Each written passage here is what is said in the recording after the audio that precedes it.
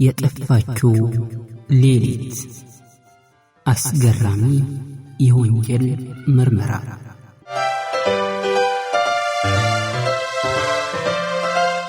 ጊዜው በ2011 ነበር። ሁኔታው የተፈጸመው በአዲስ አበባ ነው። ሌሊቱ በጣም ጸጥ ያለ ነበር። መንገዶቹ ባዶ ነበሩ። በቀላሉ የሚሰማው የዝናብ ጠብታ ድምጽ ብቻ ነበር። ግን በዚያ ሌሊት አንድ ነገር ተከሰተ። ከዚያ በኋላም ብዙ ሰዎችን በፍርሃት ውስጥ አስገባ። የ24 ዓመቷ ወጣት ሄለን ከቤቷ ወጣች። ከዚያ በኋላ ማንም አላያትም። ለመሆኑ ሄለን ማን ነበረች? ሄለን በአንድ የግል ኩባንያ ውስጥ የሂሳብ ሰራተኛ ነበረች። ብዙ ሰዎች ጸጥተኛና በጣም ትክክለኛ ሰው ብለው ይገልጿት ነበር። እሷ ብዙ ጓደኞች አልነበሯትም። ብዙ ጊዜዋን በስራና በቤት ውስጥ ታሳልፍ ነበር። ግን ከመጥፋቷ ከጥቂት ቀናት በፊት ባህሪዋ በድንገት ተቀየረ። በስራ ቦታ ሁል ጊዜ ወደ ጀርባዋ ትመለከት ነበር። ስልኳ ሲጠራ በፍርሃት ትደነግጥ ነበር። አንድ ቀን የቅርብ ጓደኛዋ ሳራ እንዲህ ብላ ጠየቀቻት፣ ሄለን ምን ሆነሻል? ሄለን በዝቅተኛ ድምጽ እንዲህ አለች፣ አንድ ሰው እየተከታተለኝ ነው። ማን ነው እሱ? አላውቅም፣ ግን ሁል ጊዜ ከኋላዬ አለ። ሳራ ነገሩን እንደ ቀልድ ወሰደችው። ግን ሄለን ፊት ላይ የታየው ፍርሃት እውነተኛ ነበር። አስፈሪው መልእክት። ከመጥፋቷ አንድ ቀን በፊት ሄለን ለሳራ አንድ መልእክት ላከች። መልእክቱም እንደሚከተለው ነበር፣ ምንም ቢሆን እኔን ካላገኛችሁ ከአልጋዬ በታች ያለውን ሳጥን ፈልጉ። ሳራ ይህንን መልእክት ስታነብ በጣም ደነገጠች። ደውላ ለማናገር ሞከረች፣ ግን ሄለን አልመለሰችም። የመጨረሻው ምሽት። ዕለቱ አርብ ነበር። ሌሊት 11:43 በአካባቢው ያለ የደህንነት ካሜራ ሄለንን ቀረጸ።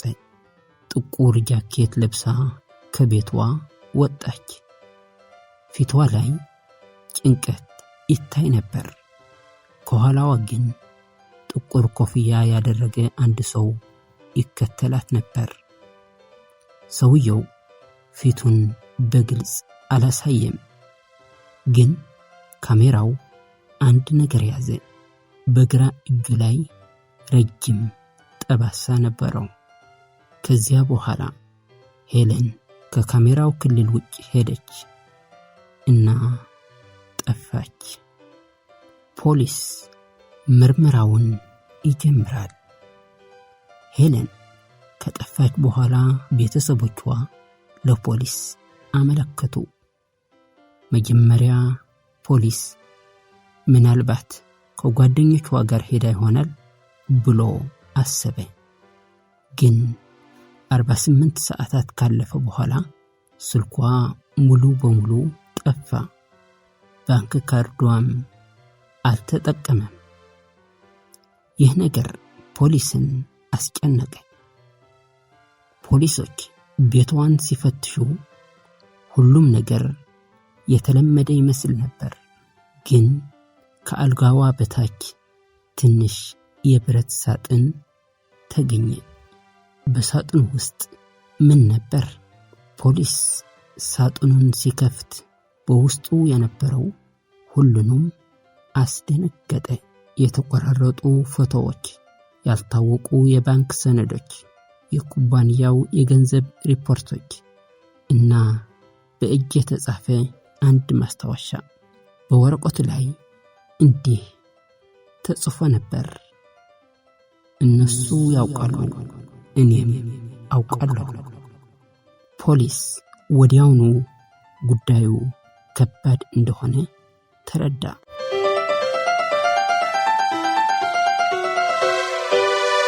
የሄለን የቀድሞ ፍቅረኛዋ።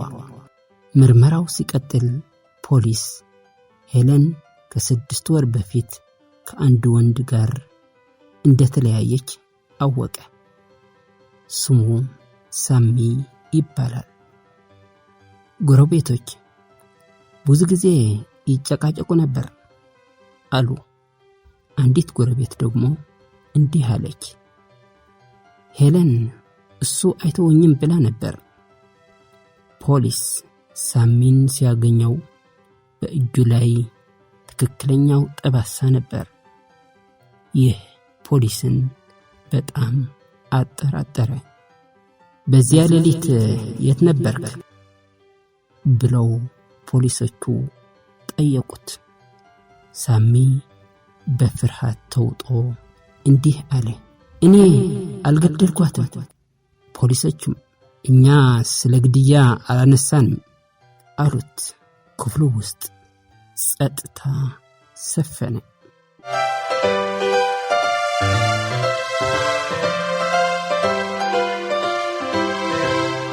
ድብቁ ፋይል። ከብዙ ቀናት በኋላ ፖሊስ የሄለንን ላፕቶፕ ከፈተ። በውስጡ የተደበቀ ፋይል ነበር። ፋይሉ በፓስወርድ ተዘግቶ ነበር። ከብዙ ሙከራ በኋላ ፖሊስ ከፈተው። በውስጡ የነበረው መረጃ አስደንጋጭ ነበር። በኩባንያው ውስጥ በሚሊዮኖች ብር የሚቆጠር የገንዘብ ስርቆት እየተፈጸመ ነበር እና ይህን የሚመራው ከፍተኛ ኃላፊ ነበር። ሄለን ይህን ሁሉ አግኝታ ነበር። ለፖሊስ ለመስጠትም ተዘጋጅታ ነበር። ግን አንድ ሰው ይህንን አውቆ ነበር።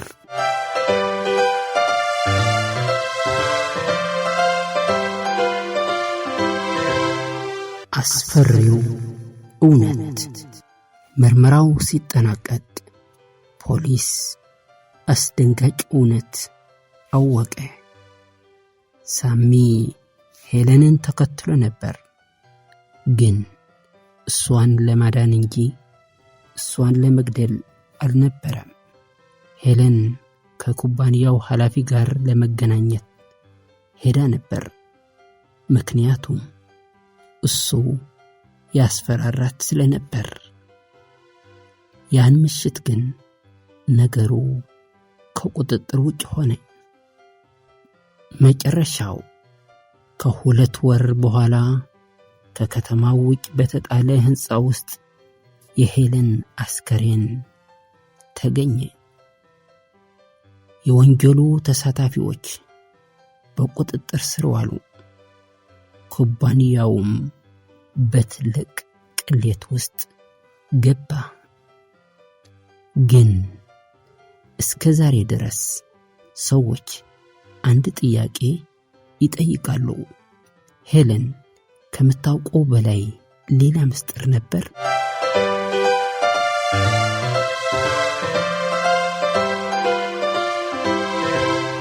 እናንተ ምን ይመስላችኋል?